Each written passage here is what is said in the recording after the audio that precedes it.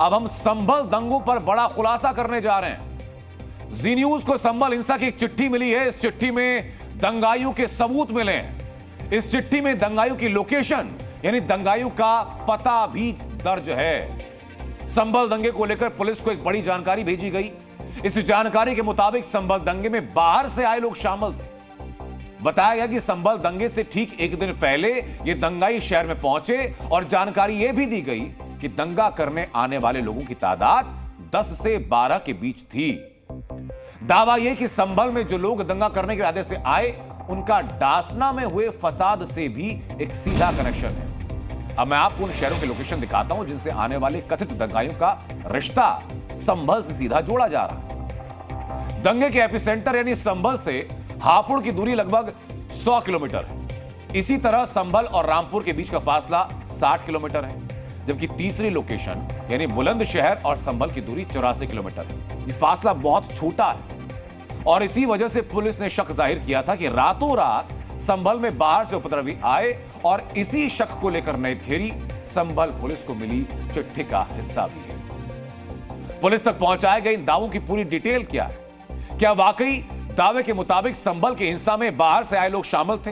इन सवालों का जवाब देगी आपको संभल दंगों पर डीएनए की एक्सक्लूसिव रिपोर्ट।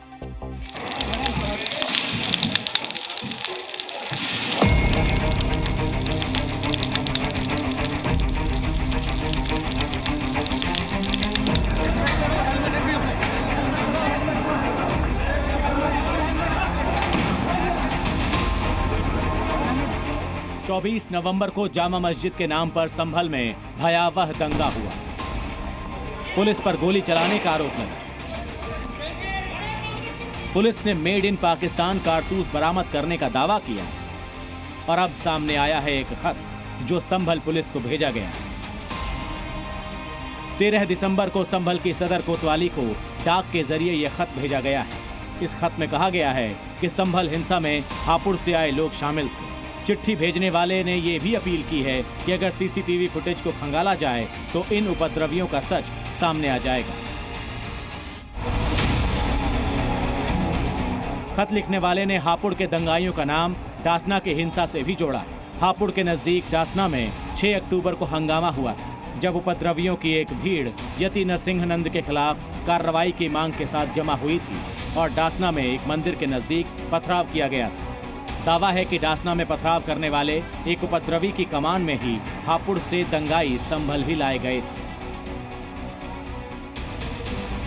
पुलिस ने इस खत को दंगों की जांच का हिस्सा बना लिया है, क्योंकि पुलिस और प्रशासन पहले भी ये शक जाहिर कर चुका था कि संभल के हिंसा में बाहर से आए लोगों का हाथ था।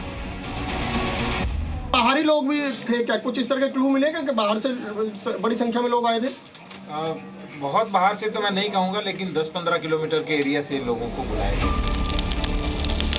खत भेजने वाला अज्ञात शख्स है, लेकिन उसका दावा है कि संभल की हिंसा के बाद हापुड़ से आए इन कथित दंगाइयों की उनके गांव में तारीफ भी की गई।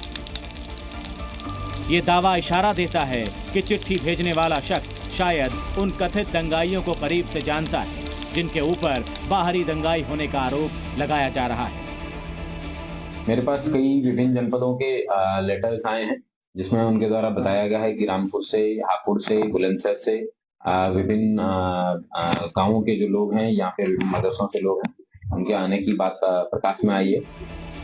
संभल दंगों की जांच को लेकर एसआईटी का गठन हो चुका है। दंगे के तार और उनसे जुड़े सबूतों को लगातार खंगाला जा रहा है और साथ ही साथ इस बात का पूरा ख्याल रखा जा रहा है कि संभल में शांति से दोबारा कोई खिलवाड़ ना हो सके।